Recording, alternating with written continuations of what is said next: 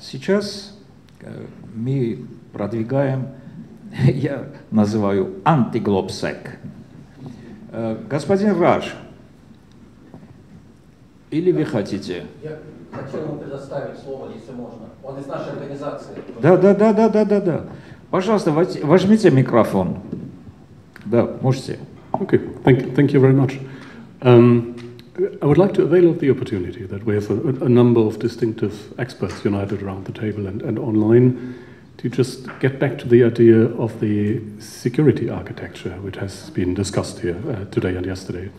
And I mean, we identified a number of reasons that contributed to the conflict in Ukraine. The fact that the European space is divided into two military alliances, the deconstruction of the existing security architecture, and the end of the Pax Americana and the establishment of a new international order.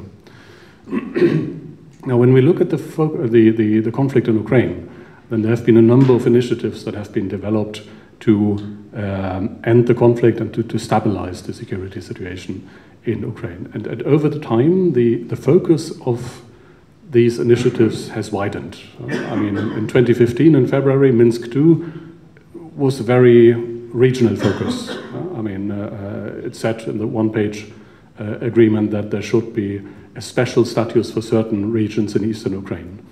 Now, when we look at December 2021, the Russian proposals to NATO and the Americans, I mean, they very much based themselves on the existing situation in Europe. They said, okay, NATO eastern expansion has taken place, but we don't want any further expansion of NATO. We certainly don't want to see Ukraine and Georgia included into NATO. A few months later, during the discussions between the Ukrainians and Russians in Istanbul, I mean, they also based themselves on the existing structures. They said, okay, Ukraine should not become a member of NATO. Now, in 2023, when the Chinese made their proposals, I mean, they widened the focus again. They said, as one of their points, Europe needs a kind of new sustainable security architecture, which goes much beyond, I mean, what has been discussed before. And now, more recently, we had the speeches by Russian President Vladimir Putin to the Federal Assembly and a week ago to the Ministry of Foreign Affairs of Russia. And there he outlined the idea of an Eurasian security architecture. So he said he had discussed it with the Chinese. It very much integrates with the Chinese idea of a global security initiative.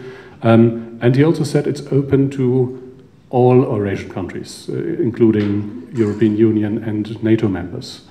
And so I just wondered, I mean, as some of you will certainly have followed, I mean, this debate, I mean, what is the current state of this debate in Russia and in China?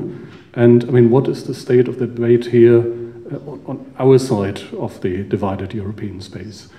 Because when we go back to the 1990s, I mean, we had a debate of a common European house with Russia. There was somehow the idea of integrating Russia into like our system. There was also the idea to say, okay, if the Warsaw Pact doesn't exist anymore, we maybe don't need NATO anymore, or at least it shouldn't be the main pillar of European security. We can maybe develop the OSCE further. And now the debate is a very different one.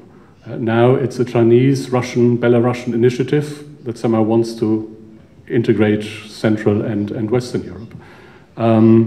And I mean, a few weeks ago, we organized, our Eurasian Society organized an event in Berlin, and we discussed the situation in Ukraine. And one of the ideas was the one which Alexander Glebovich he introduced yesterday, to say, well, maybe we need a new Helsinki process in Europe, yeah? Because we have the experience, the devastating experience of 2 world wars, but we also have the experience of how to get away from the brink of war.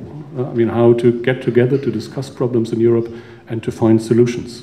And I mean, maybe it's, I mean, the right moment now. I mean, it's very late already, but still the right moment to get together